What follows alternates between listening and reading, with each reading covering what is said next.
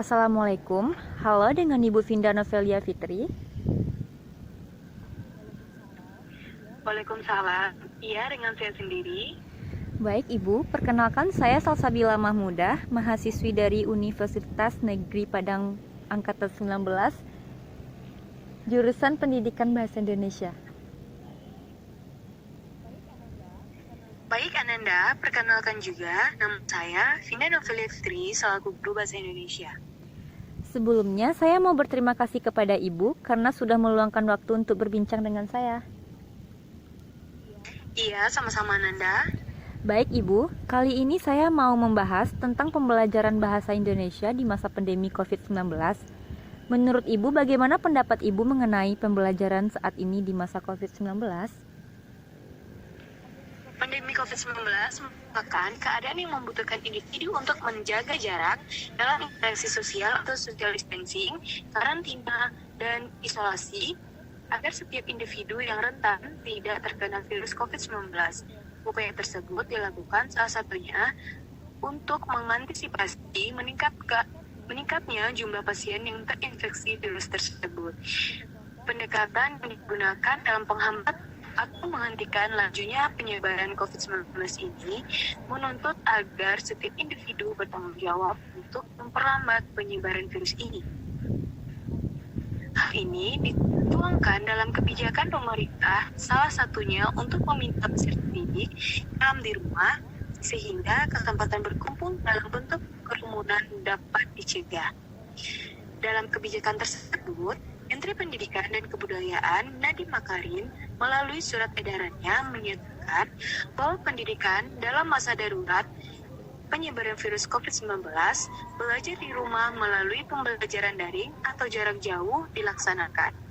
Hal ini untuk memberikan pengalaman belajar yang bermakna tanpa memberikan beban ketuntasan untuk seluruh capaian kurikulum sebagai kenaikan kelas maupun lulusan.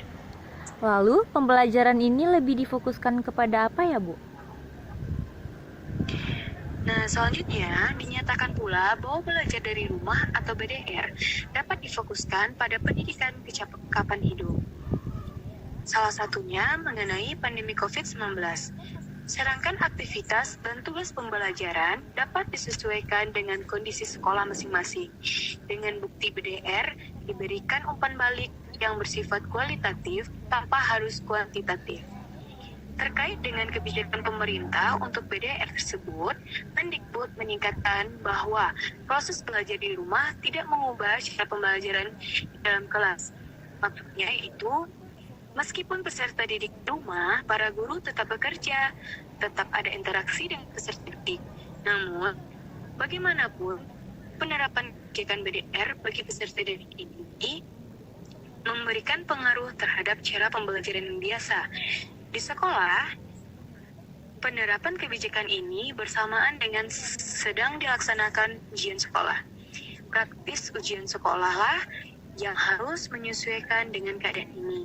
Semula ujian sekolah dilaksanakan secara tertulis. Setelah adanya kebijakan ini, berubah haluan menjadi ujian sekolah berbasis. Apakah sekolah yakin bahwa siswa-siswinya bisa melaksanakan pembelajaran khususnya pada saat ujian yang berbasis online ini, Bu? Nah, sebelum dilaksanakan ujian sekolah, peserta didik telah dilatih dengan tryout menggunakan gawai. Maka dengan adanya kebijakan ini tidak menjadikan peserta didik kebingungan atau resah. Semua berjalan dengan lancar. Karena memang sudah dipersiapkan sebelumnya. Jadi, adanya pandemi COVID-19 ini tidak mengubah sistem yang telah direncanakan. Bahkan, bisa sekaligus melaksanakan penilaian hasil tengah semester atau PHT secara online mulai tanggal 1 April hingga 8 April 2020. Adanya kebijakan BDR ini bisa dikatakan lebih menguntungkan penilaian yang dilaksanakan. Karena peserta didik bisa mengajarkan secara mandiri, tidak terpengaruh kepada teman lainnya, sehingga hasil belajar benar-benar murni. Nah, selanjutnya, apakah pendapat Ibu dan bagaimana cara guru dalam mengatasi atau menjalankan pembelajaran bahasa Indonesia di masa pandemi COVID-19 yang sedang dihadapi ini, apakah para guru mengalami kesulitan atau sebaliknya, Bu? Guru tidak perlu khawatir, karena dalam kondisi darurat ini, Presiden Jokowi juga telah menyampaikan adanya bantuan belajar online gratis dari sejumlah layanan edukasi online, seperti Ruang Guru, Genius, Google Street for Education, dan lain-lain. Untuk hal ini, yang harus memberikan pendampingan adalah orang tua masing-masing. Pembelajaran bahasa Indonesia dalam masa darurat ini menulis skenario drama berkait dengan COVID-19. Hal ini dipilih karena banyak pergulatan batin yang bisa diambil peserta didik dari peristiwa ini. Banyaknya konflik yang dilihat, dialami, dirasakan oleh peserta didik sehingga mungkin lebih mudah dalam mengaplikasikannya. Saya sangat setuju dengan pendapat Ibu. Sekarang sudah banyak program yang dibuat oleh pemerintah untuk menjalankan pembelajaran berbasis online agar lebih mudah dan dimengerti oleh para siswa.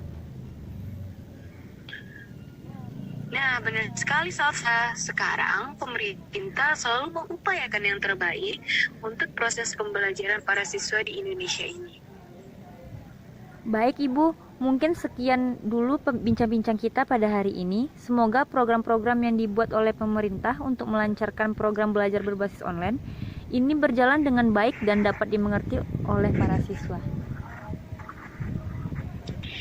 Baik Ananda Salsa, semoga pandemi COVID-19 ini segera berakhir dan pembelajaran tatap muka dapat dilaksanakan kembali.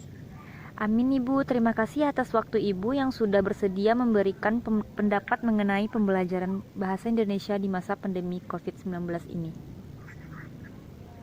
Iya, sama-sama Salsabila. Baik Ibu, Assalamualaikum.